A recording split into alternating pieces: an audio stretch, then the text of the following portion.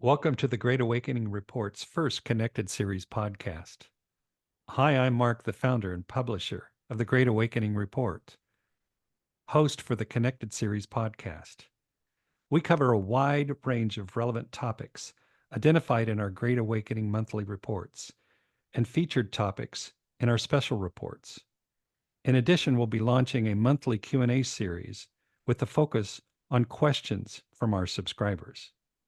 Now, I'm really excited to introduce my co host of the Connected series, Craig Cook, 26-year business owner of Rhythm Digital Marketing Agency, a doctorate in Chinese energy medicine, author of Business Kung Fu, owner of C Square Consultants, and a recognized mentor and speaker.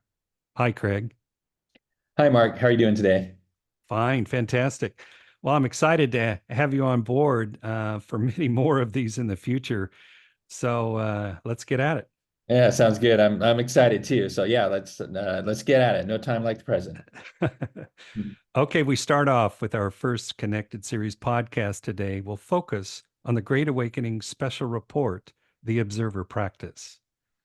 To witness without judgment is the first step to understanding the human condition. The observer does not react, but reflects, allowing truth to emerge. Now let's review some of the subtopic headings from the report. Let's start off with what does it mean to become an observer? Describes an observer as someone who can remove themselves from a situation to better understand. Craig, how would you describe the observer? Yeah, it's an interesting question because it can mean many things to many people. But the way I look at it is when you just simply take yourself outside of yourself and then you're observing the situation at hand. Yeah, I think we have all kinds of different perspectives from different people, but the idea that I've been working with, especially when we work with other people, there's also we get into observing your emotions. We get into observing how they peak and fluctuate, and then how those emotions affect us on a daily basis. So the observer allows us to kind of stand down or at least have a timeout moment, which we'll get into later in this podcast. Yeah, you're right, Mark. What I was going to say, actually, now that you just kind of triggered some thoughts in my mind, is that heightened state of consciousness where individuals can, really detach themselves from a ceaseless flow of thoughts, right? Right. That's right. And that kind of gets into our second question where, we observe and define and explain. But, this observer is closely tied to a higher dimension of one's being and serving as a witness or a watcher that remains untouched by the undulation of the mind and what's going on back and forth and the pull and the yin and the yang, if you will. Yeah, But that's so good. that's kind of a good way to kind of get into it. Well, let's move on to number three, the observer senses. And let me describe this to you. We added two more senses because we thought they were really important, other than the five basic senses. But first of all, there's touch, there's smell, there's sight, there's hearing, and there's taste. We added intuition and feelings. How would you respond to us adding that, intuition and feelings to the observer senses? Well, I think it's totally appropriate because the world is much more than what we experience through the five senses. There's everyone has an aspect of intuition to them, and then our feelings, our emotions, really plays such a huge part of our human experience. To me, this is right on the money. It makes complete sense. Yeah. See the pun there? Yeah. And, intuition, if we kind of step through that a little bit, intuition, a lot of people, it's so much inside, and we're going to talk about going inside a little bit more, but in this podcast. But intuition is really key to the observer, where he's really trusting what's going on and what he's hearing and what he's sensing. All of us are taught from a very young age, don't trust anything inside, it's trust everything outside. And so intuition plays a key role in being the observer and trusting that intuition and leveraging it and really calling upon it and leaning on it to help you make your choices. Yeah, I agree. And with the feeling component, it's interesting because when one is not the observer, they're really focused on their own feelings. But by being an observer, it's not only your own feelings, but the people that you're interacting with and what they are feeling. So it makes complete sense that these are added in. Yeah, that's great.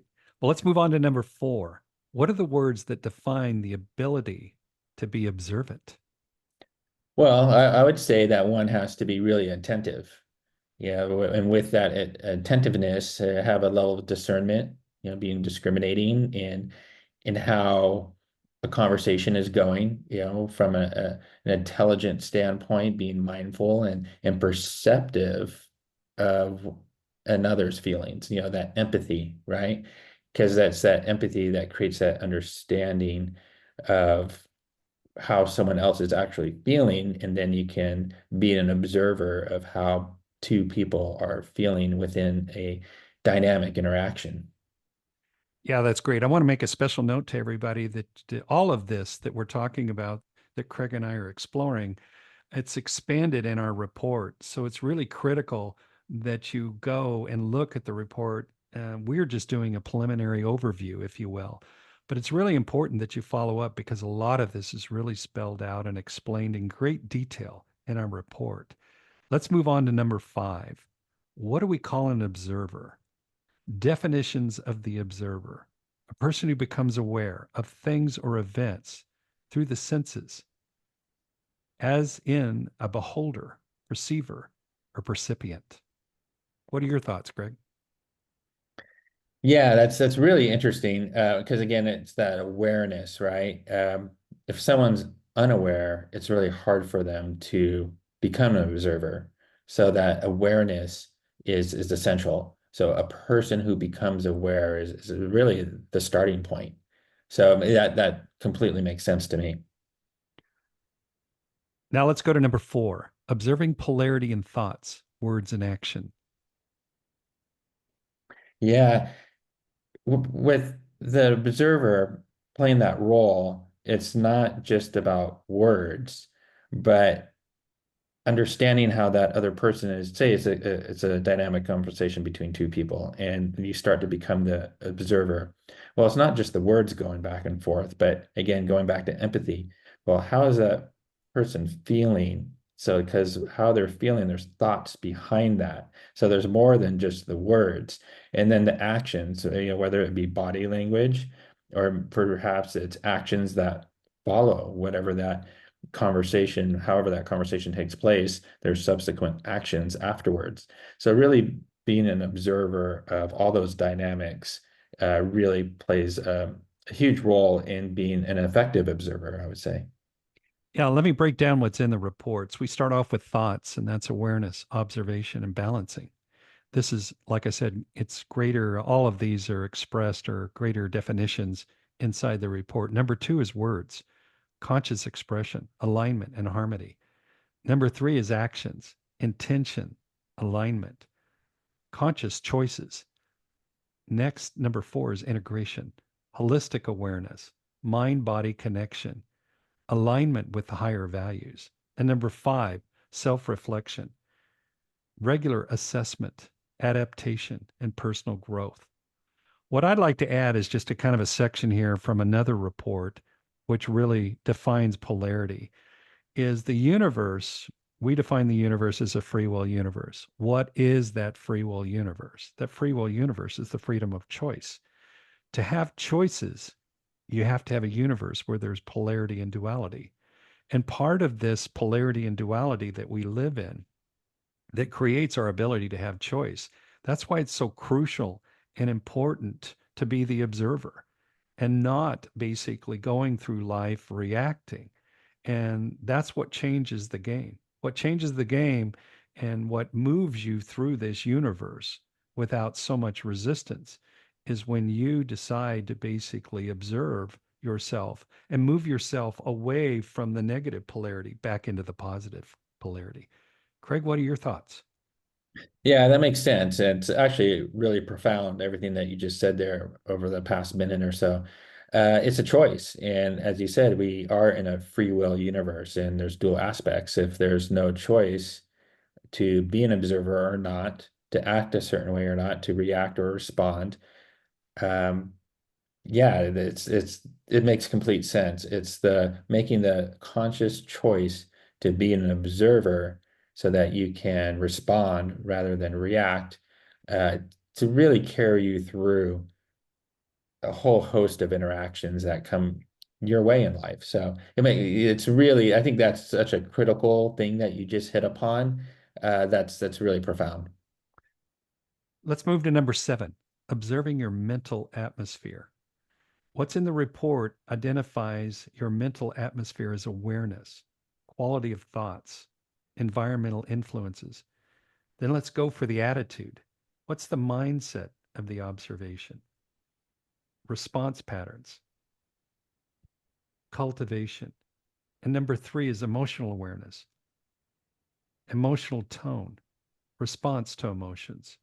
Number 4, self reflection, regular check ins. That's regular check ins with yourself. That's part of the emotions that you put together, kind of a list, a checklist during the day to go, hey, where am I going? What's going on inside? Observe yourself, kind of walking around or engaging other people. Have that kind of that third party perspective of what's going on in your life and how are you moving through your life. Identify patterns that fits with what I just said. Then adaptation, and then intentional shifts, mindful intervention, and choose positivity. Yeah, that's, the part on self-reflection, I like to touch upon that because again, that's having that first step of awareness and yeah, that regular check-in with yourself. If you don't do that, it's going to be really hard for you to be aware of how you yourself are interacting with others, especially if you're one to get defensive and um, really triggered and react to people, right? So that being able to check in with yourself, not just once, but regularly on a periodic basis, is essential to building that awareness and how you can become better and better every day, every week, every month in your dynamic interactions with people. I think that's great, Mark. Let's move to number 8, being the observer. Start with the journey into the heart. This is really a fascinating one because the observer sometimes we call it mind consciousness versus heart consciousness. What's key is that when you think or as you're moving through and looking at yourself or observing, which is what we're talking about here, that observership starts with kind of at the heart, not the mind. And the mind is just the operational, software. It's the heart that where things really change, and the heart is where you see things compassionately, where you see things that need to be changed or forgiven, or you might see things that you need to release. So this all emanates from the heart. What are your thoughts, Craig? Oh yeah, that's so important from a perspective of coming from Chinese energetic medicine that I've studied. The heart center is where your empathetic intuitive perceptions reside. So it's the heart center is what allows you to actually pick up on one's feelings, how they're actually feeling. And you have to have that heart-mind connection. You just can't be in your mind and not in your heart. You have to connect the two, and it's your heart that enables you to have that empathy and to intuitively perceive what someone else is actually feeling, which is all part of being the observer. Yeah, Craig, lately I've been studying, the terms of the path inward or navigating the heart. What's really interesting, the more we move into it, and it's a space that we're uncomfortable with. It's a space that we weren't taught as children to occupy, and that's where you get all information, and that's where you get all the feedback, and all your answers are inside also. But the path is amazing because that's where the universe is. That's where all your answers to all your questions are. That's where you start the process, which we call talking to the universe. So this inward, the observation really starts that inward process of you becoming so comfortable with moving into your heart. And that's where you seek the answers and seek the feedback for the choices that you're trying to make in your life. Absolutely agree. And some people they really have a difficult time with going into the heart. It could be because of their upbringing. It could be from some trauma, all kinds of interactions where they could have been hurt by others.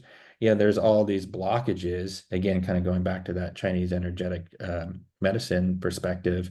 Yeah, sometimes people get blockages that go into the heart center, and they're not able to activate those heart-centered perceptions or connect to the heart even. And it's a challenge, for some people. And other people, they could be a little more naturally wired, or they just haven't had the experiences to close it down per se. So, but what you said is 100% makes total sense to me, and that's essential to go into your heart in order to be an effective observer. Let's move to number 9, self-observer practice, the inner observer, or observing the observer. This kind of sounds as a little tricky up front to kind of as you look at it. When you're observing the observer, is now you're really observing how you're reacting to what you're basically sensing and seeing. And all this is new. And so that inner part of the observer as you're practicing, you're also noticing how you're reacting to your actions or your choices. And so that's just a whole nother layer of the observer, what we call the inner observer. And this is explained in much greater detail inside the report. But Craig, what are your observations? Yeah, I think that's a challenge for a lot of people, because it's one thing to take yourself outside of yourself, like when we started this conversation, how I just, define it in my terms, in very simple terms, and to observe the conversation of one person on the opposite side of you and start to kind of see those dynamics. But it's a whole other level to then actually go within and observe yourself from a very objective standpoint. Because I think that's what's key is can you observe yourself objectively and not have these biases towards how you feel with your egoic mind of having to be right, for example, right? If it's a debate. So that's a whole other level that you're bringing up here for sure. No, that's great feedback. Let's move to number 10, the power of now, being present and in the moment, the art of beingness. I think what's really critical is these are the benefits of the observer. Now we're going to move into kind of, how to understand how this will change your life. Why do you want to do this? Why do you want to do this practice? Why would you want to develop it? So being in the moment is where everything is. A lot of us have guilt, shame, and fear, whether it's governmental, whether it's monetary, whether it's even religious, that lock us into this, we're living in the past or we're fearful of the future. And so what that means is in any one particular moment where you could be creating massive change and also positive choices in your life, you're hijacking that moment and you're not living in that moment. So you're aware of the synchronicities that allow you to make the positive choices for your life. So the observer is the one of the key, or I should say, the power of now or being present is really fundamental in what is created from the observer. And it's even part of the observer effects, which gets into in the report. But Craig, what's your thought? Yeah, 100%. So if one's not in the present, they're usually living in the past and they're living in regret, right? And what does that do for you? It just creates all these additional blockages that you have to contend with and creates negative patterns of behavior. And then on the flip side, if you're living in, concerned about the future, you're usually in a state of anxiety, and that's no good. That's just creating a lot of panic and fear that prevents you from moving forward in life. So living in the present moment without regret, without anxiety, enables you to move towards the things that you want to accomplish And being in the present is, again, back to that fundamental step of being aware, having awareness of the present moment. Because as soon as you take yourself into the past or you time travel into the future, you're not aware of the present moment. So yeah, it's huge. It's being present is not only in just being an observer, but in other aspects of life is just so important. Yeah, I like that a lot. Yeah, that really adds to it. Let's go to number 11, the observer's response versus reaction. We have kind of our one and only chart in this report, but let me go through it with you. When you react to someone's emotion, you have lost control to the one thing you can control, which is yourself. Now let's go through react versus response. When you're reacting is immediate and emotional. Reaction is concerned with self preservation. React allows others to control. React, emotions hijack the outcome. React, short term outlook. Now let's look at the more positive where you're basically responding in any situation. Respond, evaluates the situation. Respond considers values and primary objectives. React or respond, maintain self control. Respond, ability to influence the outcome. And a good response is a long term view. Reacting is a reflex, a burst of emotion that echoes the immediate, while responding is a thoughtful dance. That's beautiful. Yeah. It's that react versus respond is what can really build constructive, positive relationships for the long term, or actually go the opposite direction and tear down relationships and have them spiral down into really negative situations. So that react versus respond is really key for people to understand and all the dynamic interactions they have, whether it's with their family, with their friends, or coworkers. Yeah, that's great. This is number 12, and this is an area that I know is very specific area of expertise for Craig, and this is the observant leader. And I know with his consulting, he works with a lot of business leaders, and I'm going to let him start and just kind of set the tone to kind of answer this question. Yeah, so an observant leader, I like to think of it as we touched upon how important it is to connect with the heart, as we were talking earlier, to have a heart-centered approach to leadership. And by doing that, you can be an observant leader. A leader who takes the approach to take time to know their employees on a personal level. It's an investment of time, understanding their strengths, their weaknesses, what motivates them. At work, this may mean being able to notice someone's potential, even if their skills aren't fully developed yet. And it takes patience. If someone comes to you as a leader and they have a problem, and some people they tend to be like, you know what, well, you got to go figure that out and don't bother me. But by taking the time to listen, actively listen, and understand what the issue is, and then help them solve that problem and help them understand how they can then solve the problem on their own, that little investment in time pays all kinds of dividends because the next time that problem arises, they're not coming to you, they're solving it on their own because you've inspired and empowered them. And another thing too, with an observant leader approach, you'll be really pleasantly surprised if you try this out, how much people really appreciate you because they get a sense like, wow, you know, my superior, my boss, or whatever label you want to put on it, really values me. And when push comes to shove and duty calls and it's crunch time and people got to step up to the plate, they'll do that for you. They'll go beyond the extra mile. That's what I would say, not just the extra mile, but go beyond the extra mile to perform because they feel valued. You've taken the time to understand them. And by being the observer and taking a heart-centered, observant leader approach, it pays off way beyond the time that it takes to invest in that. Yeah, I think there's another key to this, the observant leader. is that what we're doing is we're shifting to the employee first, the client or the consumer second, and then the management third. And it's a top, what we call a top line versus a bottom line results, and where you're really looking to the people that drive your company and that, are there making it happen. They are the ones that are talking to everybody on the phone. They're the representatives of who and what you are.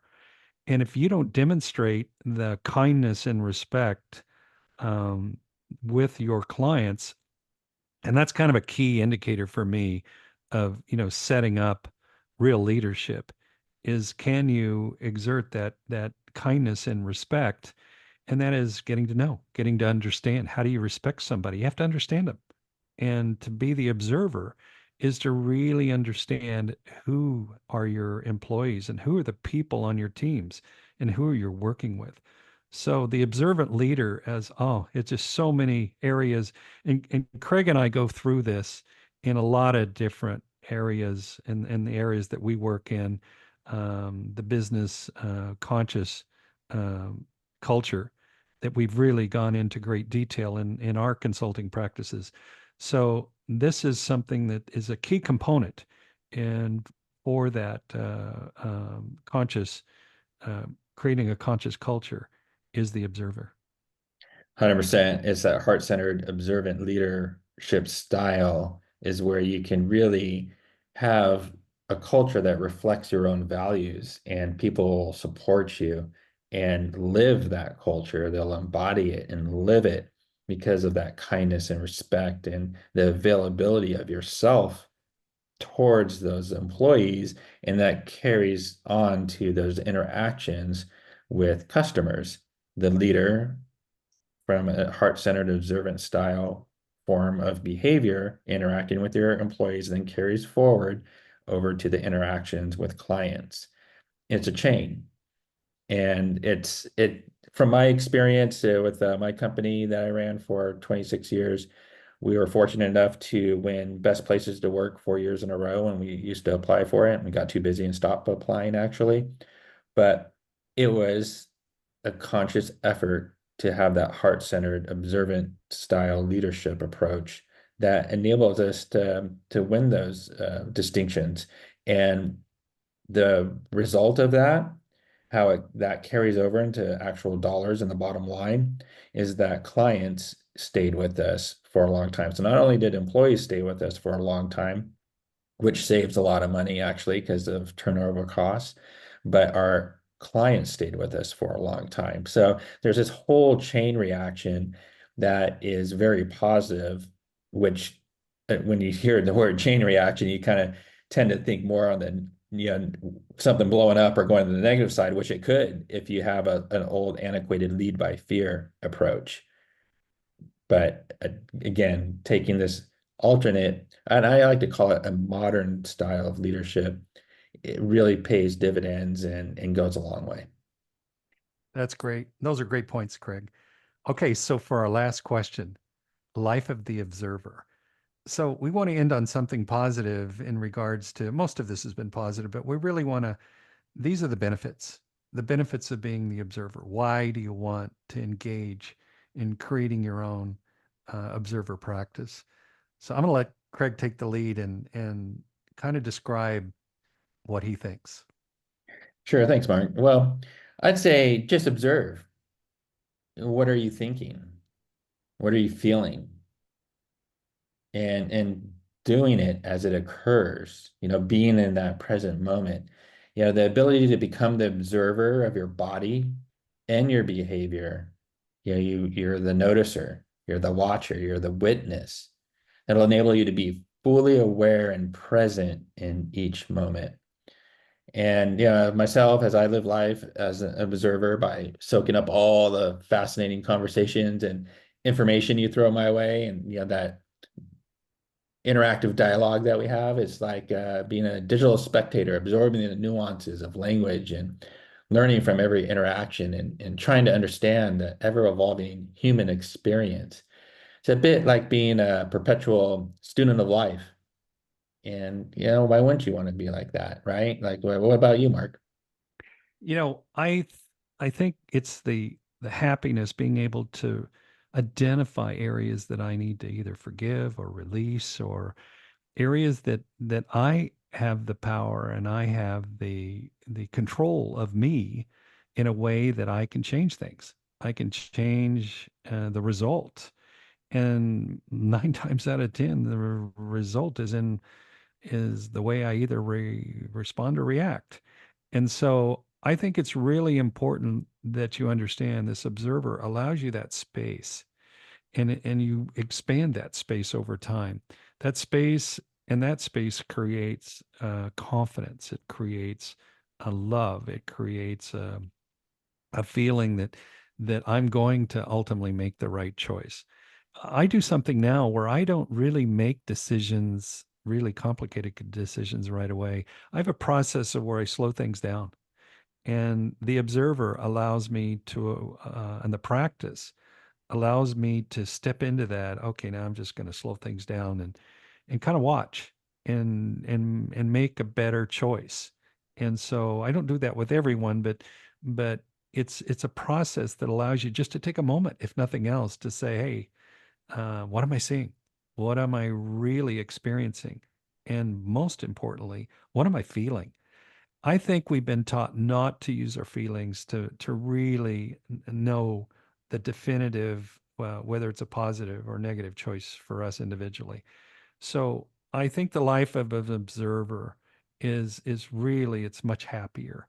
It's more joyful, and also your work, it'll lead you to working in an area in your life where you're creating, where you that's what you're meant to do. We're all meant to be here to create an experience. And I think where you're at your happiest is when you can experience something you create. 100% well said. Well, Craig, thank you very much for co hosting our first Connected Series podcast today. Until next time, love is not a destination, it's a choice, a way of life. Enjoy the journey.